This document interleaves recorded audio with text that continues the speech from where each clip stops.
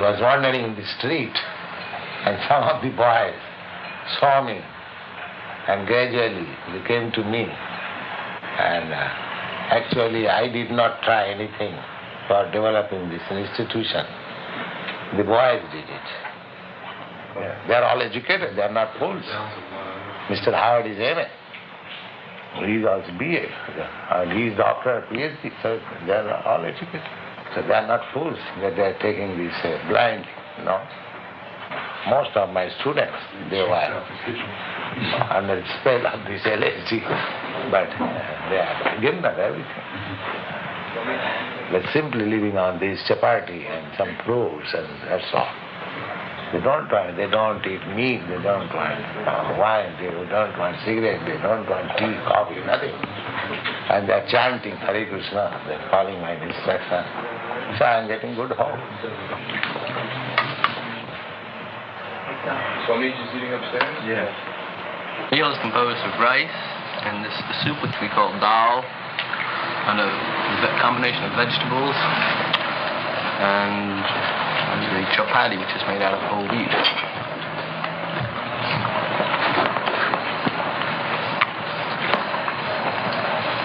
You see, it's all vegetable and grain. Sometimes some fruit. There's fruit in the dal. No meat. No animal product. Just eggs. This is because in the Gita, Krishna has told us what he wants us to eat. Namely, fresh fruits and grains, not animal products. And so we have a very delicious meal here. It's very cheap. It goes a long way. It's quite easy to prepare. And we have a lot of fun. Well, essentially, these are foods that are prescribed according to Orthodox Vaishnavite discipline. So these foods are prescribed. But we don't necessarily prescribe them for everybody. The main thing is no meat, fish, and eggs. No meat, fish, and eggs. Why not? Well, because in the scriptures, it states that certain foods Krishna will accept. So we have to offer our food to Krishna. We have to offer the food that he'll accept. The food that he'll accept is stated as vegetables, fruits, leaves, water. We believe that vegetables have also any life form has a soul, and therefore the murder of a vegetable is not in any way different qualitatively from the murder of an animal. But the thing is that vegetables are our allotment according to Scripture. We can eat certain foods that are given to us to eat by God. If we eat food that's not given to us to eat, that's robbery. Are there any tasks that you have to perform? Well, there's no real task. We're here to learn, and that's what we're doing. And we also we have jobs to perform to keep the organization running, to keep the word of Krishna being spread.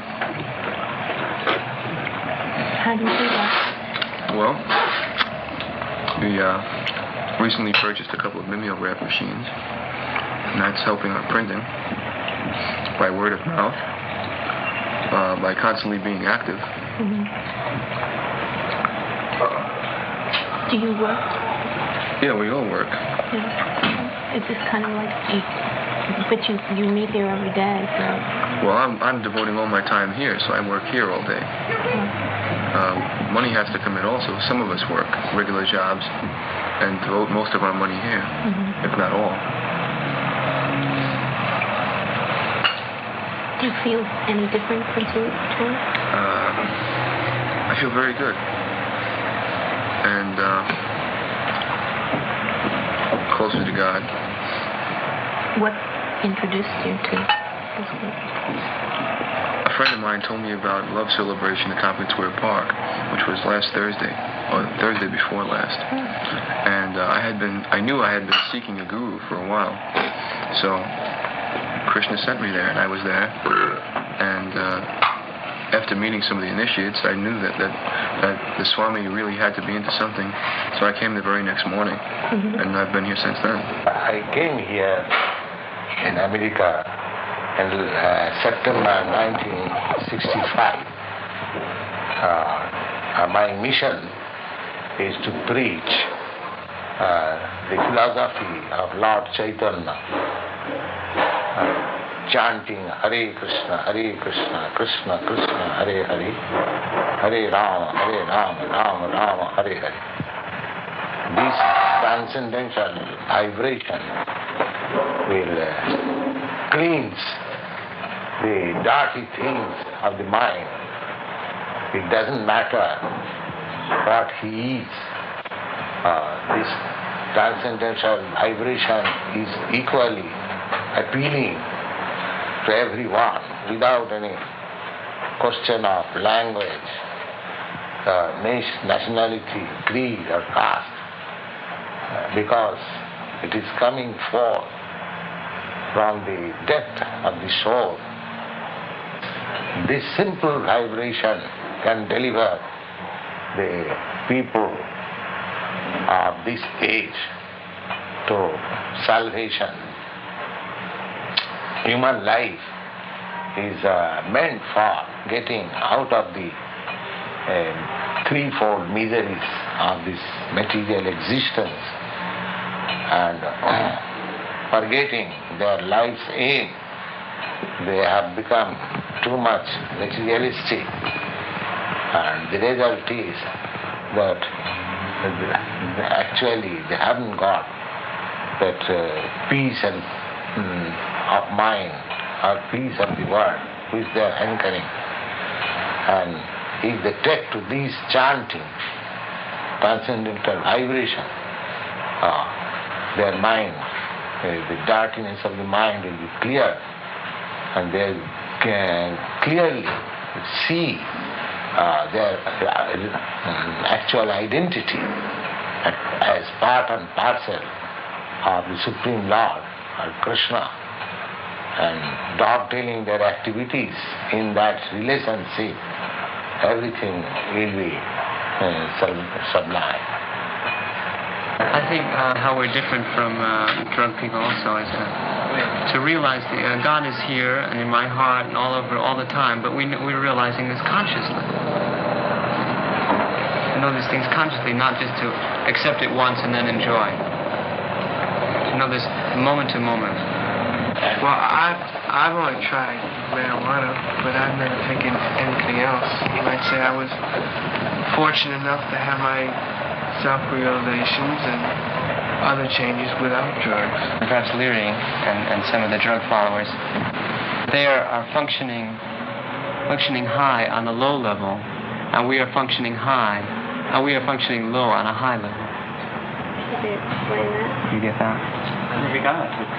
They're functioning high. They're this feeling, this sensual perception, which is extended so far, but they're enjoying foods and they're enjoying their incense and colors and all these things. This anybody can do. And we are not enjoying these things, but we are functioning on this high level, on the level of God. But we must consider ourselves as the gopis, so that we can love Krishna that much more, that we devote our whole lives to Krishna, and we must consider ourselves as females, you see. But let's be careful. It takes many, many lifetimes of perfection to get to be a gopi. Yeah. One has to be the supremely developed, perfect in perfection to be able to lullaby as a gopi.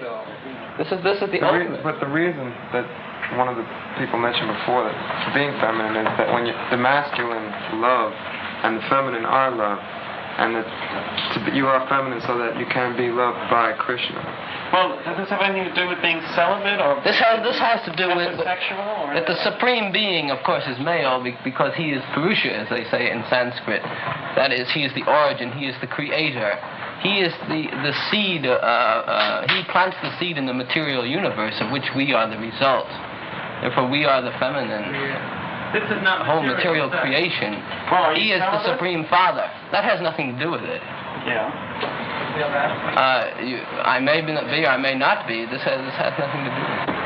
I just came in and I was tired, and they said, if you're tired, go to sleep. Lay down here. I mean, it's your first day? And this is your first chanting session? Yeah, this is the first time that I've been into it at all. I came about the 1st of August. Ray was here a little earlier, I believe. I came around to do before. And then others, of course, have come within the last week. Right. But one thing which usually happens, those who come like this, they come and they just never go. Once you come, you stay. Because the Swami has something which you were looking for. Yeah. The first thing they did for us was give us our method of chanting, which is so powerful a method that it will work for anyone. In other words, you don't need to be the one person in a million who can really be successful in meditation yoga, where you have to spend years at that discipline without getting any place and then finally achieve it. Our method is so powerful that it will work for anyone in 2 days. Should I bow down when I don't feel anything? Should I say these words when I don't feel anything? He says yes, because this is a training. You see, you want to train yourself, and this is the most important. And then you'll gradually just fall right into it if you work hard at it. You must go.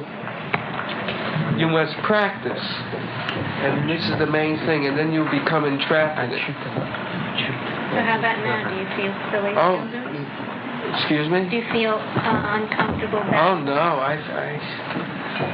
I see all this practicing and work was, it just had to be done in order to where I am now. Anyone who chants Hare Krishna, have you got the whole chant? That's a special evocation. Just the same as we're all sitting here, but if I call Stanley, that's not the same as calling you. But if I call your name, then that shows my attention is riveted on you. So by riveting our attention on Krishna, we are able to use, in other words, if I meditated on the word Raymond, that wouldn't be the same at all. The word Krishna is God. The word Raymond, at least in mine how I say the word Raymond, is not. Well, you have to concentrate on the words. You have to be sincere with the words. You have to surrender yourself to these words. And through this takes practice. It's not done in one session. This takes time. It took me maybe 4 sessions before I began to even chant. You see? What happens when you do chant, when you're in it? Well, that's hard to explain. I guess each person has a different reaction, but you just seem to open up. It seems as something flies out of you. It's like a door opens. It slowly opens, so finally it's open, and then you walk into the unknown. But the unknown is beautiful. This unknown. Well, you have every muscle of your body engaged in the exercise. You're singing, you're dancing, your mind is fully engaged in thinking about God. And what more can there be? This is the full aim of any kind of yoga. It's to concentrate the energy to a point. And in this kirtan, your energy is concentrated on one point, God. Hare Krishna, Krishna Krishna, Hare Hare, Hare Rama, Rama Rama, Hare Hare. What more could you want?